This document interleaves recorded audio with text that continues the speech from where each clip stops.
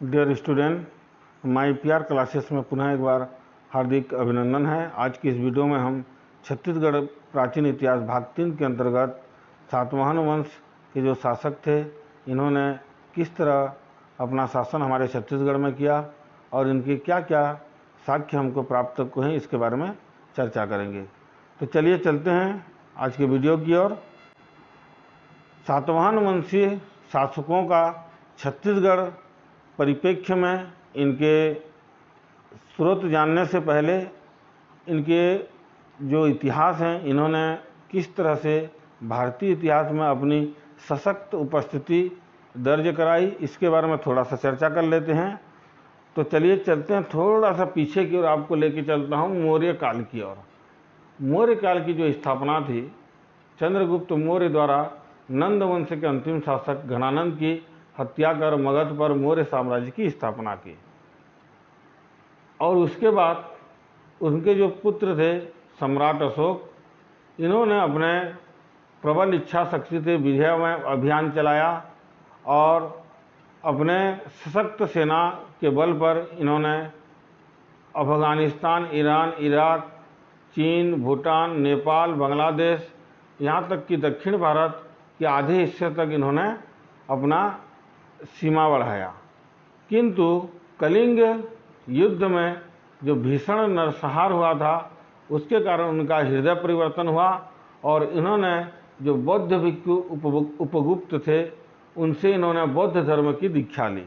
और इसी के साथ ही जो है मौर्य साम्राज्य का पतन होना स्टार्ट हुआ और धीरे धीरे उनके जो निर्बल उत्तराधिकारी थे, इनके निर्बल उत्तराधिकारी के कारण जो छोटे छोटे राज्य थे वो स्वयं को स्वतंत्र घोषित कर अपना शासन करना प्रारंभ कर दिया था। और इसी के साथ ही जो मौर्य साम्राज्य के सेनापति थे पुष्यमित्र शुंग, इन्होंने मौर्य साम्राज्य के जो अंतिम शासक थे बृहद्रथ, इनकी हत्या कर मगध में शुंग वंश की स्थापना की। ये जो पुष्यमित्र शुंग थे, ये ब्राह्मण जाति के थे और हमारे भारतीय इतिहास में प्रथम ब्राह्मण जाति के शासक माने जाते हैं। शुंग वंश के जो प्रतापी शासक थे पुष्यमित्र शुंग, उसके बाद उनके जो अंतिम शासक थे देवहूति, शुंग वंश के जो अंतिम शासक थे देवहूति, इनकी हत्या कर वासुदेव ने 73 ईसा पूर्व में मगध पर कण्व वंश की स्थापना की। और ये कण्व वंश जो है, ये भी एक ब्राह्मण जाति से बिलोंग करते थे। इसके बाद जो कण्व वंश के अंतिम शासक थे सुशर्मा, सुशर्मा की हत्या कर सिमुक ने सातवाहन वंश की स्थापना की और इन्होंने अपनी राजधानी प्रतिष्ठान महाराष्ट्र, जो कि वर्तमान औरंगाबाद जिले में आता है और ये जो है गोदावरी नदी के तट पर स्थित था, यहाँ पर इन्होंने सातवाहन वंश की स्थापना की। इन सातवाहन वंशी शासकों को जानने के लिए इतिहासकारों को दो प्रमुख स्रोत प्राप्त होते हैं। दोनों ही साहित्यिक स्रोत हैं, एक है वायु पुराण और एक है मत्स्य पुराण। और इसी मत्स्य पुराण में सातवाहन वंशी शासकों को आंध्र सातवाहन वंश भी कहा गया है। ये तो हो गया इनकी उत्पत्ति किस तरह से हुई। इनका जो प्रमुख शासन क्षेत्र था भारत का दक्षिणी क्षेत्र, जहाँ इन्होंने महाराष्ट्र के दक्षिण पश्चिम हिस्से से लेके दक्षिण भारत तक इन्होंने शासन किया था। इसीलिए इन्हें दक्षिणापथ स्वामी भी कहा जाता है। और ये उत्तर भारत और दक्षिण भारत के मध्य एक सेतु का निर्माण करते थे, मतलब इनके मध्य एक राजनीतिक संपर्क भी प्रारंभ हो गया था। और इन सातवाहन वंशीय शासकों में जो प्रथम थे सिमुक, फिर उसके बाद सातकर्णी, फिर गौतमी पुत्र सातकर्णी, फिर वशिष्ठी पुत्र और पुलमावी, फिर यज्ञ श्री सातकर्णी के बारे में हमको जानकारी मिलती है।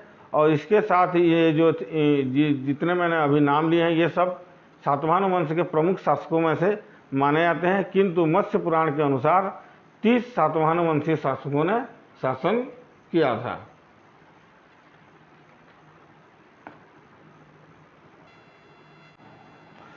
इसके पहले हमने जितने भी राजवंशों को पढ़ा, आप सब ने एक बात नोटिस किया होगा कि हर राजवंश के अंतिम शासक को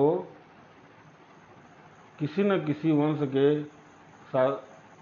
शासक ने उसकी हत्या कर अपने राजवंश की स्थापना की। मोस्ट टाइम एमपी, मतलब आप समझ सकते हैं कि राजा बनने की कितनी लोलुपता थी कि ये लोग किसी न किसी को खत्म कर अपने ही एक नए वंश का स्थापना करते थे। यहाँ तक कि सम्राट अशोक ने भी अपने भाई की हत्या कर मौर्य साम्राज्य के शासन को हासिल किया था। ये तो हो गया सातवाहन वंश का जो भारतीय इतिहास के संदर्भ में हमने देखा। तो आइए चलते हैं हमारे छत्तीसगढ़ में सातवाहन वंशी शासकों के क्या क्या साक्ष्य मिले हैं। सबसे पहला तो है छत्तीसगढ़ के बालपुर, जो कि रायगढ़ जिले में स्थित है। यहाँ पे सातवाहन कालीन सिक्के प्राप्त किए हैं, जिसमें हाथी के चित्र अंकित है। दूसरा, मल्हार बिलासपुर में अपिलक की मुद्रा प्राप्त हुई है। मोस्ट एमपी अपिलक की मुद्रा, यह क्वेश्चन कई बार पूछा भी जा चुका है कि जो अपिलक की मुद्रा है वह किस स्थान पर प्राप्त हुआ है। मल्हार में प्राप्त हुआ है। यह एक सातवाहन कालीन शासक का जो साक्ष्य है।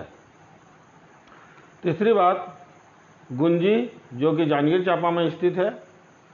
यहाँ पे वरदत्त श्री का एक लेख प्राप्त हुआ है, जो कि सातवाहन कालीन साक्ष्य है।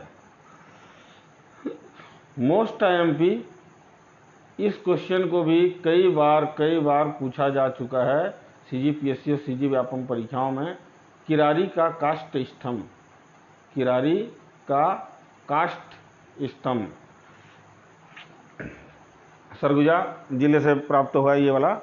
इसको 1921 में एक किरारी के तालाब में प्राप्त किया गया था। ये वर्तमान में यह गुरु घासीदास संग्रहालय रायपुर में स्थित है।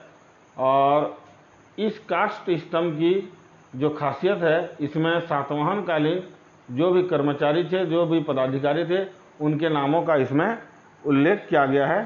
चित्र में आप देख सकते, किरारी का काष्ठ स्तंभ है ये, आपको स्क्रीन में दिख रहा होगा। किरारी का काष्ठ स्तंभ ये आज भी गुरु घासीदास संग्रहालय में स्थित है।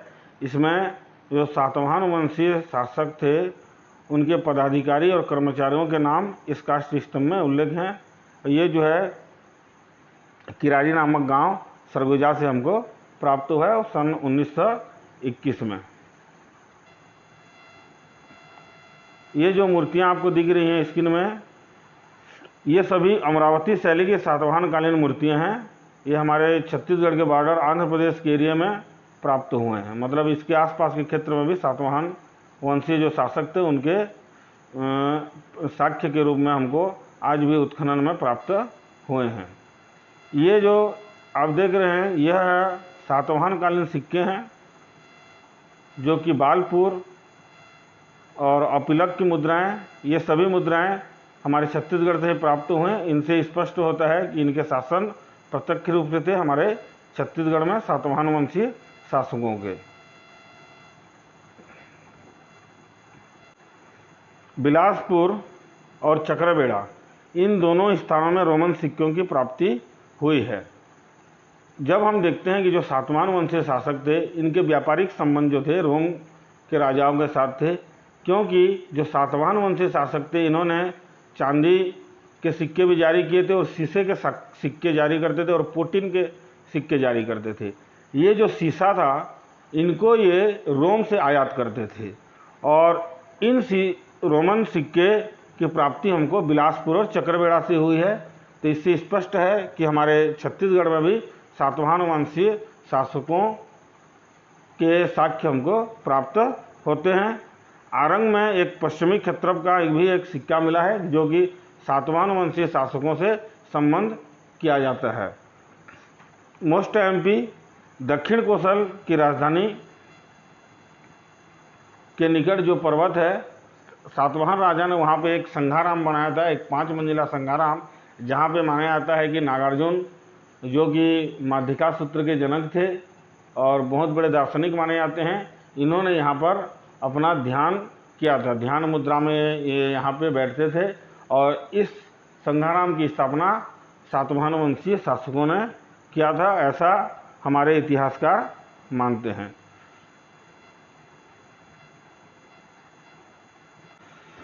इस तरह से हम देखते हैं कि हमारे छत्तीसगढ़ में भी सातवाहन वंशीय शासकों द्वारा शासन किया गया, चाहे वह प्रत्यक्ष हो या फिर अप्रत्यक्ष हो। प्रत्यक्ष रूप से तो कुछ ज़्यादा प्रमाण हमको प्राप्त नहीं हुए हैं, किंतु इन सातवाहन वंशी जो शासक थे उनके अधीनस्थ हमारे जो छत्तीसगढ़ या फिर दक्षिण कोसल के जो राजा थे उनके अधीनस्थ यहाँ पे शासन करते थे। यदि आपको यह वीडियो पसंद आया तो लाइक और शेयर जरूर करें। आज के वीडियो में इतना ही। अगले वीडियो में हम कुषाण वंश, मेघ वंश और वाकाटक वंश के बारे में चर्चा करेंगे, जो कि बहुत ही महत्वपूर्ण है। खासकर वाकाटक वंश, इनका बहुत लंबे समय तक कार्यकाल रहा हमारे छत्तीसगढ़ में भी, और इनके प्रत्यक्ष शासन के भी हमको बहुत सारे प्रमाण प्राप्त हुए हैं। अगले वीडियो के लिए आप इंतज़ार कीजिए, बहुत ही अच्छा वीडियो रहेगा। कोशिश करूँगा उसको भी एक छोटे से हिस्टोरी के रूप में बनाऊँ ताकि आपको समझने में ज़्यादा दिक्कत न हो। Thank you so much.